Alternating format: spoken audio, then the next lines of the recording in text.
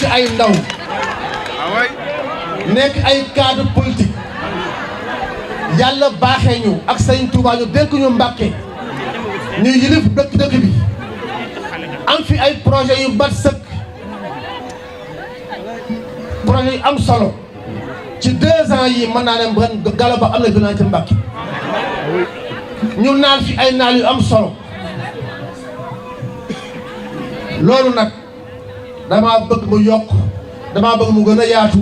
xale yi gën a am liggéey jigéen ñi Mbàkke seen bopp ci réew mi loolu moo tax bi ñu président Ousmane Sonko dalalee toog ak maire yi mu pare toog ak man lu man waxtu dama jël kàddu ci kanamu maire yi ne ko su doon da ngaa gis ci man loo xamante ne nii daa yàq sama diggante yow boo wootee du ma ñëw ne ko it jub ak jubante bi nga woote danga ma cee fekk Sénégal yu bari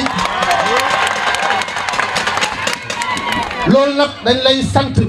biñ ko théoriser conceptualiser ko mu nekk sa feuille de route bu sa principe de politique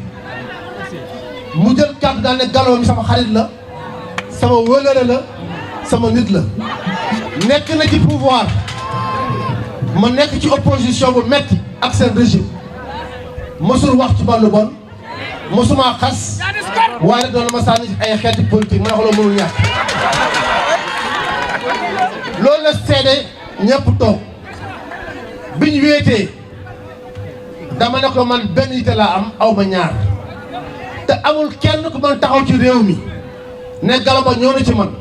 wala woo na ma wala démarché na ma pour nga ba toog ak yow ku ko wax waxuloo maa toog fi ñu fekk si ma jàpp nañ ne mën naa leen apporter loo xamante ni ci département Mbacké sur le plan politique luy renforcer bu baax le parti Pastef au niveau du Sénégal ma ne ko man awma benn yitte bu ma lay di sama bopp ndax loo ma defal rek fekk nga ma nekk ko ba pare premier ministre nga mën a def te nekkoo ko président Sénégal premier ministre du fal premier ministre kon benn intérêt laa am mooy Mbacké liggéey Mbacké ànd ko waa Mbacké loolu moo tax may sonn ba tey ji ci politique ndax bu ñu neexoon toog di jël suñuy poste yu bari ci bitim réew mu ne damaa bëgg nga jàppale ma ci Mbacké tàllal ma loxo boobu nag damaa bëgg ñu ànd ak moom ànd ko yéen jàppale ko ba liste bi mu teg jàll ci élection yi jëm incha allah. dinaa ko waxaat ci kanam mu toog mu dégg li ma wax dama ne ko daf ne ma li ma waa Mbacké defal ndey amul benn dëkk Sénégal boo defal département Mbacké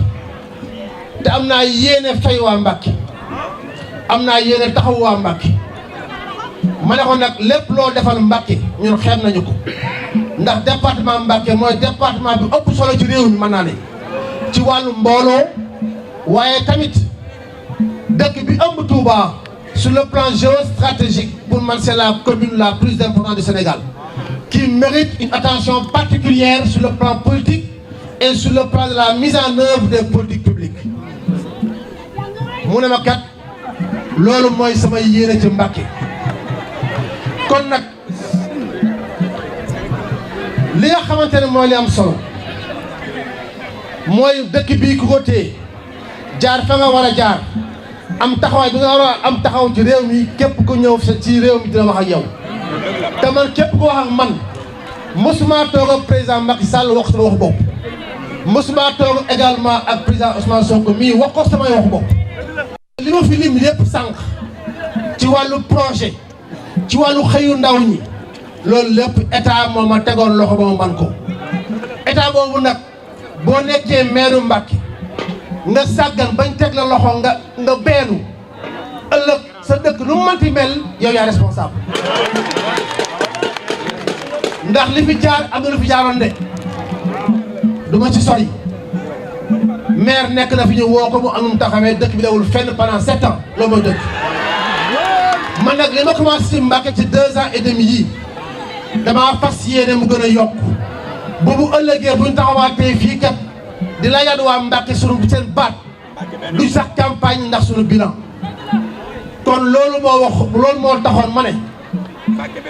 naa leen woo waxtaan ak yéen bu ma sañoon ku nekk jël kàddu waaye dañoo d'information la ndax coow li bari na dafa am benn instant ma ne damay neutre dëkk bi ne selaw